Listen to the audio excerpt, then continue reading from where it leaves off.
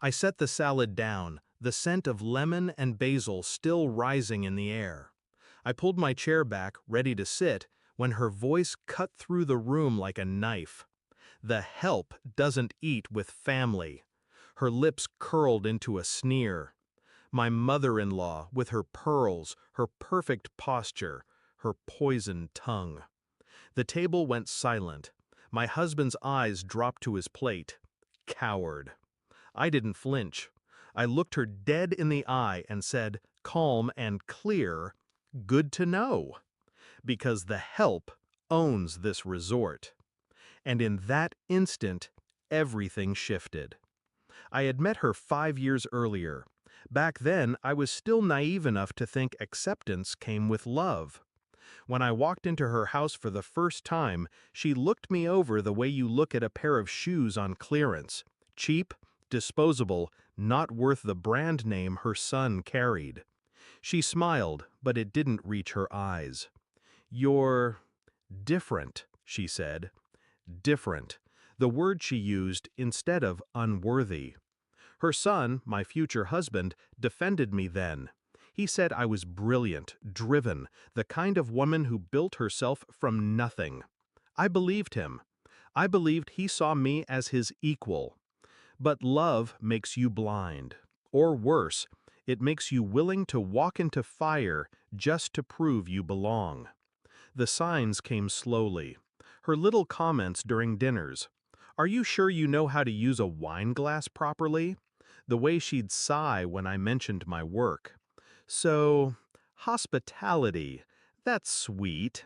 Not exactly a career though, is it?" And my husband, her son, never stopped her. Never stood for me. That was the real betrayal. Not her words, his silence. I discovered the truth one afternoon. I overheard her on the phone, her voice sharp and vicious. "She's after your money, that's all. She'll never be one of us." And his response? Quiet agreement. "I know, Mother. Don't worry. It's a phase. I'll handle it." Handle me? I didn't confront him. Not then. I just filed it away, the way I file every reservation, every contract, every detail. Because I don't raise my voice when I'm wounded. I sharpen my knives in silence. The plan began that night. I stopped trying to win her approval, stopped explaining myself. Instead, I worked. Harder, smarter. The resort I had built, a crumbling seaside property I bought with every dime I owned, became my weapon. I poured myself into it, expanded it, renovated it, rebranded it. I turned it into the kind of place people whispered about in boardrooms and begged to be seen in on social media. Every deal, every contract, every signature, I handled it alone. My name, not his. My empire, not theirs. And I waited, because revenge is patient. When she insisted we host the family reunion at a proper place instead of my little inn, I volunteered this resort. She agreed only because she thought it was still owned by someone else. She thought she was stepping into her world of privilege. She didn't know she was stepping into mine. The dining hall glittered that evening. Crystal chandeliers, white linens, every detail curated with precision. I dressed in black. Not flashy, not loud, just simple, elegant, unshakable. She sat at the head of the table, issuing commands as if she were the queen. I played the hostess, quiet, attentive, invisible. I poured wine, served plates, smiled when she dismissed me with a wave of her hand. Until that moment.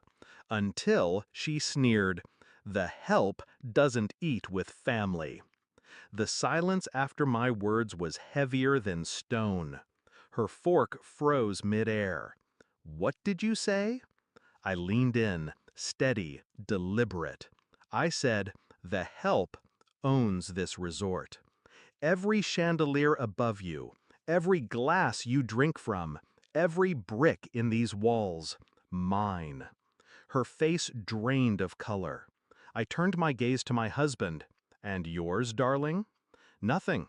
You signed it all away when you put your name on those prenups you didn't bother to read. Gasps rippled around the table. My cousins-in-law, their mouths open. My husband's jaw clenched, but his eyes told the truth. He knew. He had always known. Enjoy dinner, I said softly, sliding into my seat. After all, it's on me.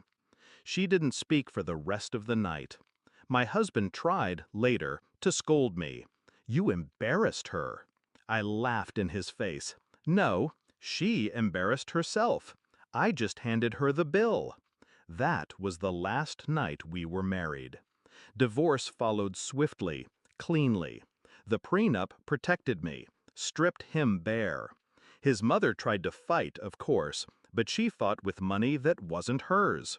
And I had built something that couldn't be touched. Now, when I walk the halls of my resort, I see her shadow everywhere. Guests smiling in the sunlit lobby, families laughing by the pool. The empire she dismissed as hospitality. She thought I was the help. She thought I was less, but she was wrong. I was the storm she never saw coming. And every time she checks into another hotel,